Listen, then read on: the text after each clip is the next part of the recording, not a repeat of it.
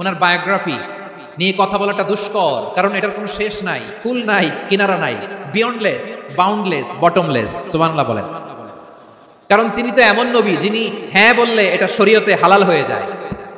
নবীর মুখ দিয়ে যদি বের হয় হ্যাঁ, নাম, ইয়েস, তাহলে এটা হালাল, ঠিক কিনা বলেন? এ নবীর মুখ দিয়ে যদি না বের হয় যে না, নো, তাহলে এটা শরীয়তে হারাম হয়ে যায়।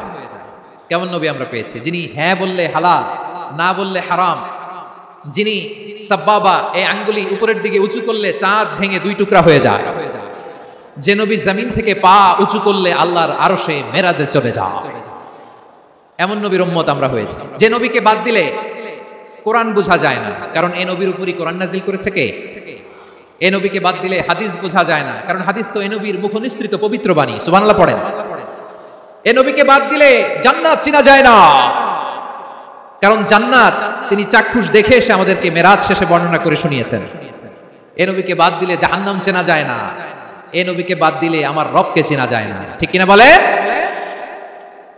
তো বিশ্বনবীর 5টি বৈশিষ্ট্যের কথা আল্লাহ তাআলা এই সূরাতে উল্লেখ করেছেন।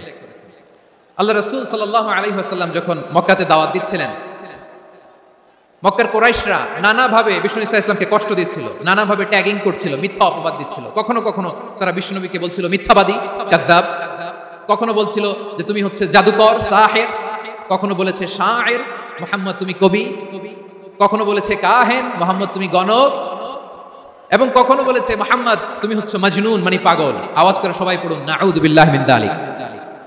তাহলে বিশ্বনবীকে মৌলিকভাবে এই 5টি অপবাদ দিয়েছে। আমার কলেজার টুকরা সিলেটের ভাইরা, বিশ্বনবীর ব্যাপারে মিথ্যা অপবাদ মৌলিকভাবে দিয়েছে কয়টি?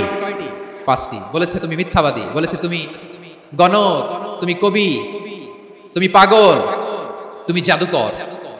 বিশ্বনবীকে যে এই 5টি অপবাদ দেয়া হলো, আল্লাহ তাআলা এটা সহ্য করেননি। এই 5টি অপবাদের বিপরীতে আল্লাহ তাআলা বিশ্বনবীর 5টি চমৎকার বৈশিষ্ট্য উল্লেখ করে সূরাতুল আহজাবের 2টি আয়াত নাজিল করেছেন। আওয়াজ করে পড়েন আল্লাহু আকবার।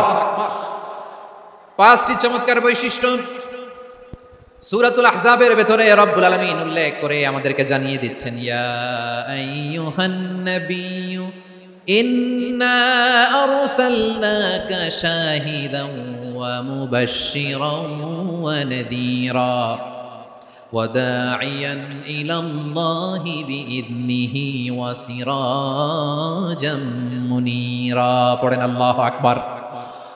রব্বুল আলামিন ডেকে বলেন, ও নবী, নিশ্চয় আমি আপনাকে সাক্ষ্যদাতা রূপে প্রেরণ করেছি, সুসংবাদদাতা রূপে প্রেরণ করেছি, সতর্ককারী রূপে প্রেরণ করেছি, আল্লাহর দিকে আহ্বানকারী রূপে প্রেরণ করেছি, আর আলো দানকারী চেরাগ রূপে, প্রদীপ রূপে প্রেরণ করেছি। পড়েন সুবহানাল্লাহ। 5টা বৈশিষ্ট্য। 1 নম্বরে আল্লাহ তাআলা বলেন, হে নবী, নিশ্চয় আমি আপনাকে সাক্ষ্যদাতা হিসেবে প্রেরণ করেছি। সাক্ষ্যদাতা, বিষ্ণু ইসা ইসলাম সাক্ষ্য দিবেন, এজন্য শাহিদ। শাহিদ মানে সাক্ষ্যদাতা। আওয়াজ করে বলুন, শাহিদ মানে কি? তিনি সাক্ষ্য দিবেন। মুবাশশির, 2 নম্বর বৈশিষ্ট্য হচ্ছে তিনি মুবাশশির। মুবাশশিরুম বিরাহমাতিল্লাহি ওয়া বিল জান্নাহ, তিনি আল্লাহর রহমতের সুসংবাদ দেন, তিনি আল্লাহর জান্নাতের সুসংবাদ দেন। সুবহানাল্লাহ পড়েন। 3 নম্বর বৈশিষ্ট্য হচ্ছে নাযীর, তিনি সতর্ককারী, ওয়ার্নার, তিনি সাবধান করতে এসেছেন, রিমাইন্ডার দিতে এসেছেন যে আল্লাহর পথে যদি না চলো, শিরকি কাজ যদি না থামাও, তাহলে এমন আযাব আসবে আল্লাহর পাকড়াও থেকে তুমি বাঁচতে পারবে না। তিনি নাযীর। বিষ্ণু ইসা ইসলামের 4 নম্বর বৈশিষ্ট্য হচ্ছে দাঈয়ান ইলাল্লাহ, তিনি আল্লাহর দিকে আহ্বানকারী। এই যে আমরা আমাদেরকে পরিচয় দেই যে আমরা দাঈ, বলি না? বলি যে উনি হচ্ছেন একজন দাঈ ইলাল্লাহ। বহু বচনে আমরা বলি আদ-দুআত ইলাল্লাহ।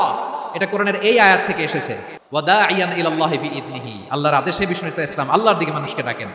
এবং বিষ্ণু ইসা ইসলামের 5 নম্বর বৈশিষ্ট্য হচ্ছে সিরাজাম মুনীরা, আলোদানকারী প্রদীপ, আলোকদীপ্ত প্রদীপ, যে আলো দিয়ে তিনি গোটা বিশ্বকে আলোকিত করেছেন। আওয়াজ করে পড়েন আল্লাহু আকবার।